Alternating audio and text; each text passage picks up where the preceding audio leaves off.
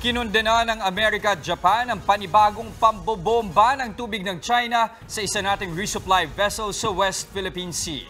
Pero tila binaliwala lang ito ng China na may pagbabanta pa sa Pilipinas. Nasa frontline ang balitang yan si Gio Robles. Mariing kinundena ng Amerika ang anilay peligrosong aksyon ng China sa misyon ng Pilipinas sa West Philippine Sea kahapon. Hinarang at pinagtulungang bombahin ng tubig ng dalawang barko ng China Coast Guard ang supply vessel ng Pilipinas na Onaiza May 4 habang patungo sa Ayungin Shoal para maghatid ng supply sa mga sundalong nakatalaga sa nakasadsad na BRP Sierra Madre. Ayon kay US State Department spokesperson Matthew Miller, ang mga aksyon ng China ay nakapipinsala sa rehiyon at nagpapakita ng pagsasawalang bahala sa international law.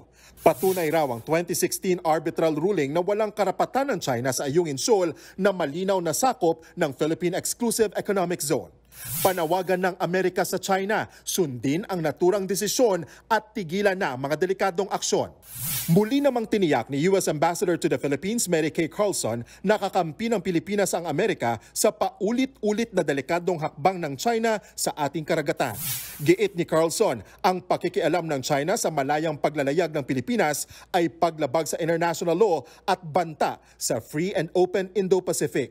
Labis ding ikinabahala ng Japan ang paulit-ulit na peligrosong aksyon ng China.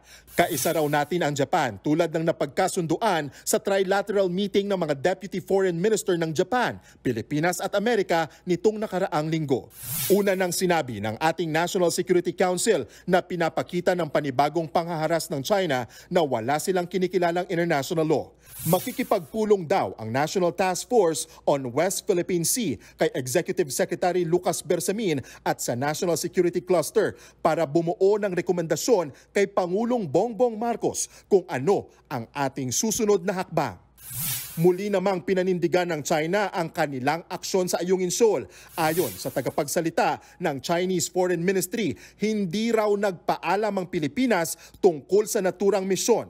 Inakusahan pa ng China ang Pilipinas na nagdala ng mga construction material para sa pagsasaayos ng BRP Sierra Madre na iligal daw na nakasadsad sa teritoryo.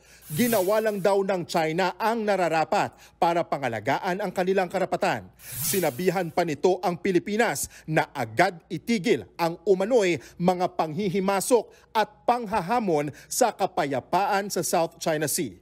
Banta pa ng China, kung ipipilit daw natin ang ating ginagawa, patuloy raw silang maninindigan at dapat umanong maghanda ang ating bansa sa kahihinatnan nito. Nagbabalita mula sa Frontline, Gio Robles, News 5. Mga kapatid, Jess De Los Santos po. Iba na ang may alam at may pakialam sa panahon ngayon. Para sa tuloy-tuloy na balitaan sa Frontline kahit weekend, mag-follow at mag-subscribe